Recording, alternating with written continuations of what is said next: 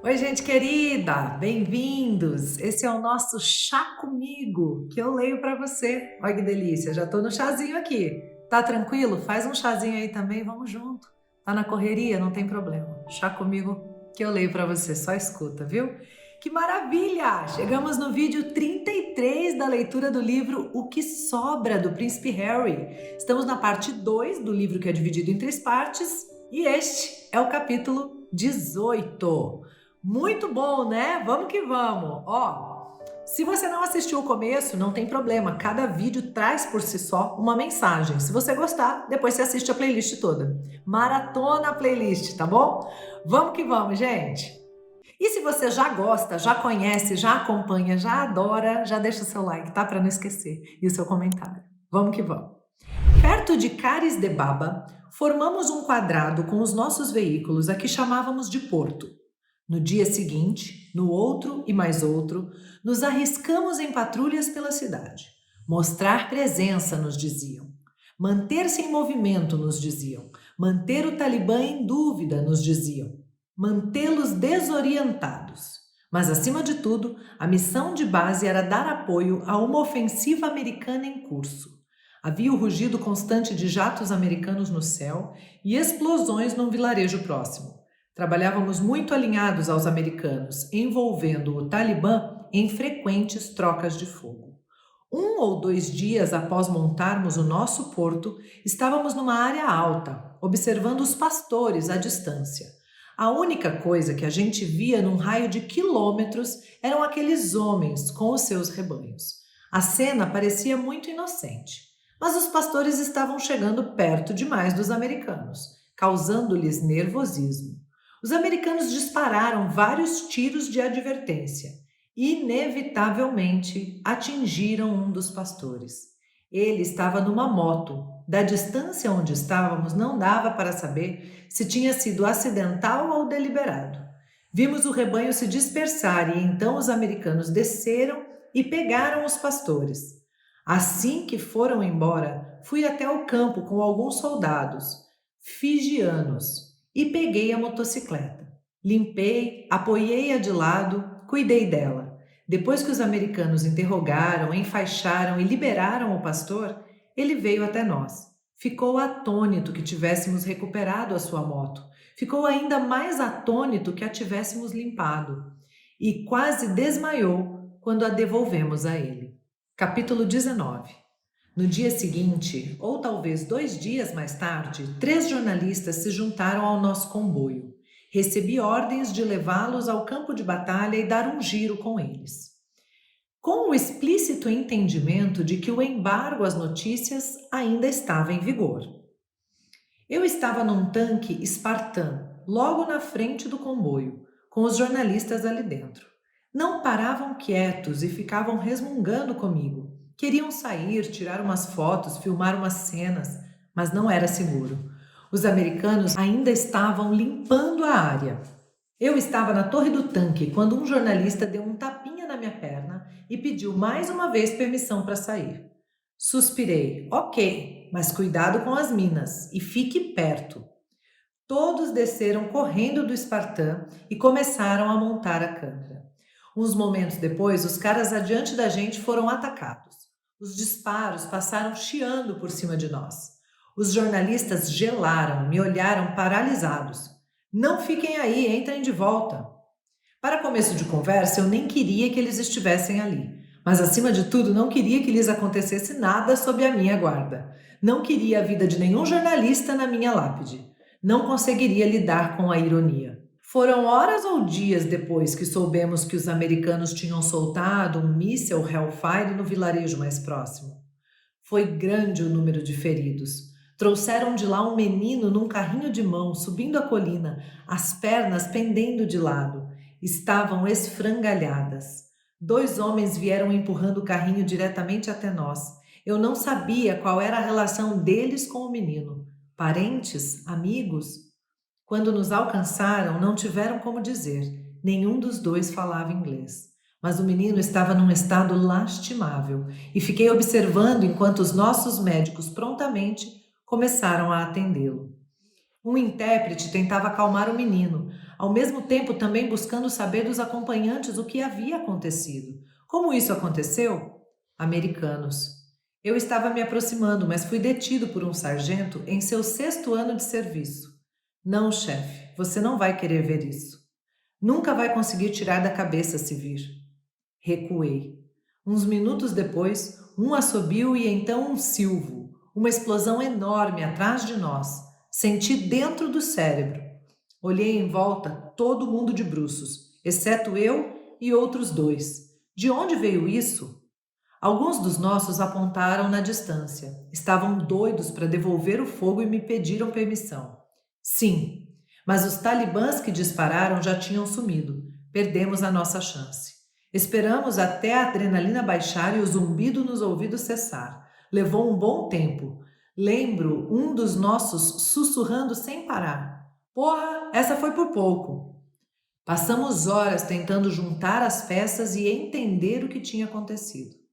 Alguns achavam que os americanos haviam ferido aquele menino. Outros que o menino tinha sido um peão num clássico estratagema talibã. O troço do carrinho de mão tinha sido uma pequena encenação para nos manter no alto da colina. Um diversionismo para nos imobilizar. Assim o Talibã poderia estabelecer a nossa posição. O inimigo tinha manipulado aquele menino no carrinho e o usou como isca. Por que o menino e os homens toparam? Porque se não topassem, seriam mortos, junto com todos os seus entes queridos. Minha gente, é um jogo, né? É um jogo sujo quando a gente tá no risco de vida, né? Quando envolve morte e vida e guerra, né? Vale tudo, vale tudo. Capítulo 20. Podíamos avistar as luzes de Musa Qala ao longe. Fevereiro de 2008. Nossos tanques estavam estacionados na formação de porto e comemos nosso jantar de sacos plásticos conversando em voz baixa. Depois da refeição, por volta da meia-noite, fui cumprir um turno de operador de rádio. Sentado na traseira de um Spartan, com a porta grande aberta, abaixei a escrivaninha e tomei notas do que ouvia no rádio. Minha única luz era uma lâmpada fraca no alto de uma gaiola de arame. As estrelas no céu do deserto eram mais brilhantes que a lâmpada e pareciam mais próximas.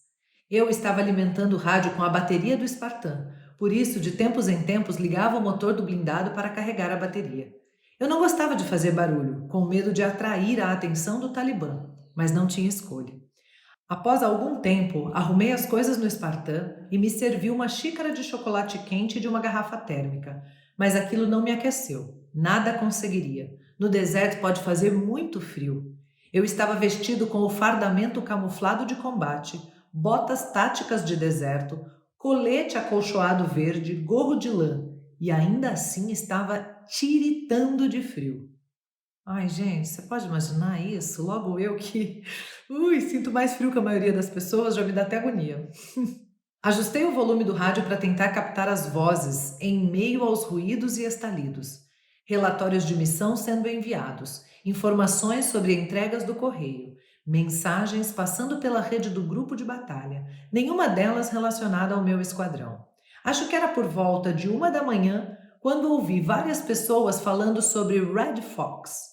Zero Alpha, o oficial no comando, estava dizendo a alguém que Red Fox isto e Red Fox aquilo. Rabisquei algumas anotações, mas parei de escrever e olhei para as estrelas quando ouvi uma menção ao Esquadrão C. As vozes diziam que o tal Red Fox estava encrencado, sem dúvida. E me dei conta de que o Red Fox era uma pessoa. O sujeito tinha feito alguma coisa de errado? Não. Outros estavam planejando fazer alguma coisa de ruim com ele? Sim. A julgar pelo tom das vozes, Red Fox estava prestes a ser assassinado. Bebi um gole de chocolate quente, pisquei para o aparelho de rádio e soube com absoluta certeza que o Red Fox era eu. Raposa vermelha, e ele é ruivo, né, gente? O Red Fox. Uau, caramba. Ai, ai, ai, né? O que mais me admira, gente, quando ele vai descrevendo todo esse detalhamento do período dele na guerra, é que ele nunca precisou estar lá. Ele estava lá porque ele queria fazer alguma coisa digna, alguma coisa que realmente fizesse sentido, um trabalho de verdade, né? E isso antes de tudo que rolou depois dele deixar a realeza, tá? Então, essa busca por sentido, por fazer uma vida digna, por viver uma vida que vale a pena ser vivida, que deixa um legado, que escreve uma história, é uma das coisas que me encanta no Harry. Agora as vozes estavam dizendo de forma ainda mais explícita que o disfarce de Red Fox havia sido descoberto, que ele estava exposto ao inimigo, que precisava ser extraído imediatamente. Porra, eu disse, porra, porra! Num flash, minha mente voltou para Eton, para a raposa que eu vislumbrara chapado da janela do banheiro. Então ela realmente tinha sido um mensageiro do futuro. Afinal, um dia você vai estar sozinho, tarde da noite, na escuridão, sendo caçado como eu. Aí você vai ver o que é bom. No dia seguinte, saímos em patrulha e eu estava totalmente paranoico, preocupado de ter sido reconhecido. Com um lenço chimag bem apertado no rosto, óculos de esqui de lentes escuras, eu estava alerta e atento ao meu redor, o dedo apertado no gatilho da minha metralhadora. Ao anoitecer, as forças especiais me recolheram e me levaram de helicóptero pelo vale, de volta para a FOB Edimburgo. Aterrissamos na escuridão e eu não conseguia enxergar nada. Entrei correndo na base, depois numa barraca de lona verde, onde estava ainda mais escuro. Ouvi um rangido, uma luz suave se acendeu. Diante de mim havia um homem enroscando uma pequena lâmpada em um soquete pendurado no teto. Coronel Ed. Seu rosto comprido parecia ainda mais comprido do que na minha lembrança. Ele estava vestindo um longo sobretudo verde, tipo uma coisa saída da Primeira Guerra Mundial. Ele me contou o que tinha acontecido. Uma revista australiana me dedurou. Informou ao mundo que eu estava na linha de frente no Afeganistão. A revista era irrelevante, por isso a princípio ninguém notou o vazamento. Mas então, algum babaca escroto nos Estados Unidos pegou a história, postou em seu site imprestável e aí a notícia entrou no radar de todos os sanguessugas. Agora estava em toda parte. O segredo mais mal guardado da Via Láctea era a presença do príncipe Harry na província de Helmand. Então, você está fora. O coronel Ed se desculpou. Ele sabia que não era nem o momento nem a maneira como eu queria terminar minha missão. Por outro lado, queria que eu soubesse que seus superiores o vinham pressionando havia semanas para me tirar. Então tive sorte de minha participação não ter sido mais curta. Eu tinha enganado os poderes constituídos, me esquivei do Talibã e consegui cumprir um período de serviço de duração respeitável com um excelente histórico. Bravo, ele disse. Eu estava a ponto de implorar para ficar, mas pude ver que não havia a menor chance. Minha presença poria em grave perigo todos ao meu redor, incluindo o coronel Ed. Agora que o Talibã sabia que eu estava no país e mais ou menos onde, viria para cima com força máxima para me matar. O exército não queria que eu morresse, mas era a mesma história de um ano antes. O exército estava muito mais interessado em que outras pessoas não morressem por minha causa. Eu compartilhava daquele sentimento. Apertei a mão do coronel Ed e saí da barraca. Peguei meus poucos pertences, disse algumas palavras rápidas à guisa de despedida, então pulei de volta a bordo do Chinook, que ainda estava com os motores ligados e queimando combustível. Uma hora mais tarde, eu estava de volta a Kandahar. Tomei banho, fiz a barba, me preparei para embarcar em um avião de grande porte com destino à Inglaterra. Havia outros soldados zanzando de um lado para outro, também esperando para embarcar. O humor deles era muito diferente do meu. Todos estavam exultantes, indo embora para casa. Fitei o chão. No fim das contas, todos começamos a perceber que o processo de embarque estava demorando muito. Por que a demora? Perguntamos, impacientes. Um membro da tripulação disse que estávamos esperando um último passageiro. Quem? O caixão de um soldado dinamarquês estava sendo posto no compartimento de carga. Todos ficamos em silêncio. Quando por fim embarcamos e o avião decolou, a cortina na parte da frente da aeronave se abriu por um breve instante. Pude ver 3 caras deitados em camas de hospital. Desafivelei meu cinto de segurança, percorri o corredor e encontrei 3 soldados britânicos em estado grave. Um deles, eu me lembro, tinha horríveis ferimentos decorrentes da explosão de uma bomba caseira. Outro estava embrulhado da cabeça aos pés em plástico. Apesar de estar inconsciente, segurava um tubo de ensaio contendo fragmentos de estilhaços removidos de seu pescoço. Falei com o médico que cuidava deles. Perguntei se os rapazes sobreviveriam. Ele não sabia, mas me disse que, ainda que escapassem com vida, tinham um caminho muito difícil pela frente. Senti raiva de mim mesmo por ter sido tão egoísta. Passei o restante do voo pensando nos muitos rapazes e moças que voltavam para casa em situação semelhante e em todos os que não voltavam para casa. Pensei nas pessoas na Inglaterra que não sabiam porra nenhuma a respeito daquela guerra por opção própria. Muitas se opunham, mas poucas sabiam de fato alguma coisa. Eu me perguntei por quê. De quem era o trabalho de contar às pessoas? Ah, sim, pensei, da imprensa. E aqui ele termina com essa ironia, né? A imprensa fica falando de fofoca, fica falando de bobagem, fica falando do besteirol, da vida alheia e pouco fala do que precisa ser dito, né? Essa é a ironia que ele traz, essa é a brincadeira, né, sagaz e do ponto de vista dele, né? Como ele viveu a relação com a imprensa, não falando isso de toda a imprensa, a gente sabe que não é toda a imprensa que faz isso, né? Mas foi a forma como ele ali interpretou os fatos. Todo ponto de vista é a vista de um ponto, esse é o ponto de vista dele. Pesado, né? Pesada a história. E mais uma vez, ele tendo que largar alguma coisa que dava sentido para ele, que era potente para ele, por conta de ser ali perseguido pela imprensa, né? A raposa vermelha, a Red Fox. Complicado, né, minha gente? Você já sentiu que teve que largar alguma coisa na sua vida? Porque é bem isso, né? A gente às vezes tem que, mas na verdade o tem que tá sempre no nosso mindset, né? Pode ser que hajam outras opções, né?